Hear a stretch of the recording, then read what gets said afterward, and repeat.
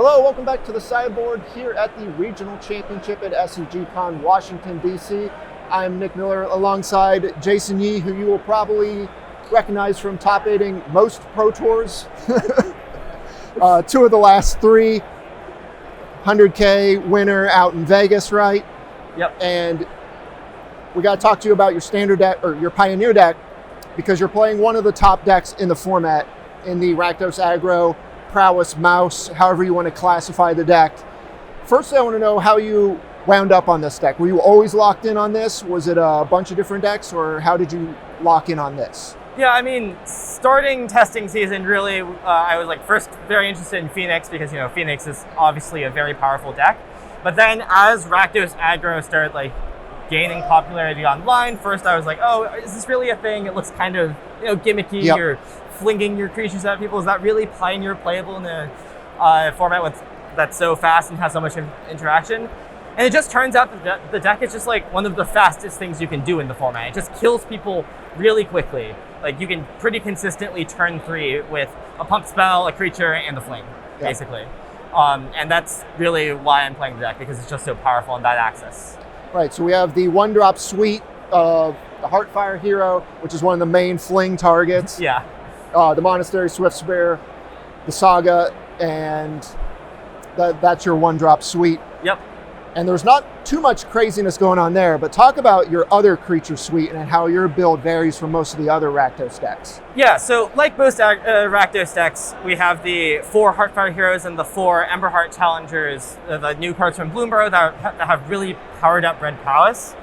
But where most people are playing 4 Slick Shots, along with the cantripping pump spells like Ancestral Anger or Might of the Meek, we on Sanctum decided to move away from that, to be a bit less exploitable, a bit less vulnerable to interaction, and be able to play a bit longer of a game with the card Manifold Mouse, which just provides a more solid threat without having to cast spells, which is nice into lots of interaction, as well as some 2-for-1 potential with offspringing it for 4. On top of that, so we have 3 Manifold Mouse, 2 Slick Shot, and 1 Inti as a nice one of, instead of the usual 4 Slick Shot, maybe some Dreadhorde Arcanist that most people are playing. Yeah, you see a lot of 1 Manifold Mouse, but this really is a concession to saying, hey, we're going to play against a lot of removal spells. Yeah.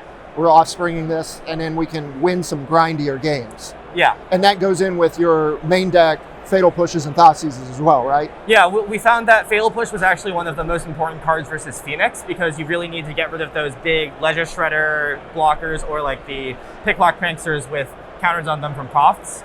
So we really liked having 4 Fatal Push in the main deck, because it was basically the best card against 2 of the top decks, the Mirror and Phoenix.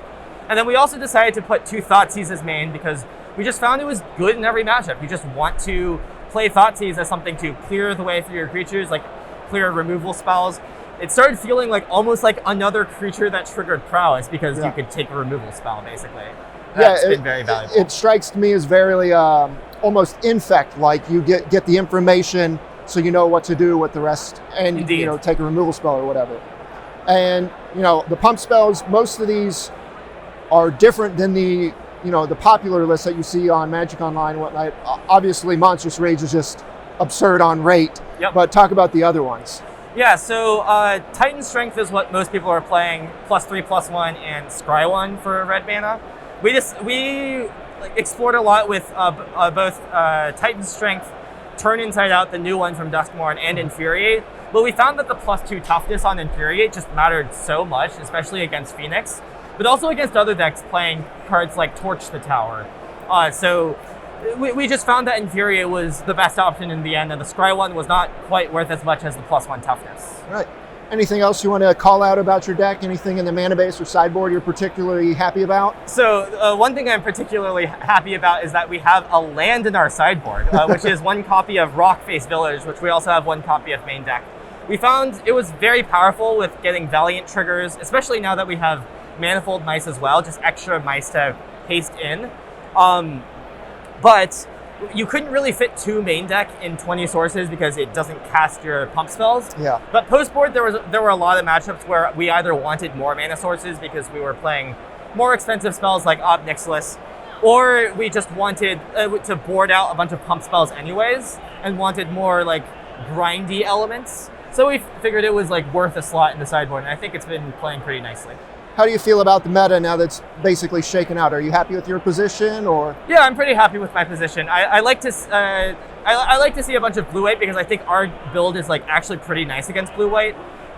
Is like even the high noon versions, because Manifold Mouse and the Rock Face Villages really help with that. So yeah, feeling good. Yeah, I was gonna say with the popularization of high noon, is that a concern for you and kind of why you built the deck the way it is? Yeah, it was definitely a concern for like the stock version of the deck, and that's a large reason of why we've built this deck, how we've built it, with the Manifold Mice, with the Rock Face Villages, with like more interactive plans, less reliance on slick shot and cantrips. All right, well, the deck looks great. That's the rundown on one of the most popular decks in the format from one of the best players playing the game at the moment. Jason, thanks for joining me here in the sideboard. Stay tuned to Star City Games all weekend long for the action here in Washington, D.C. Thanks for having me.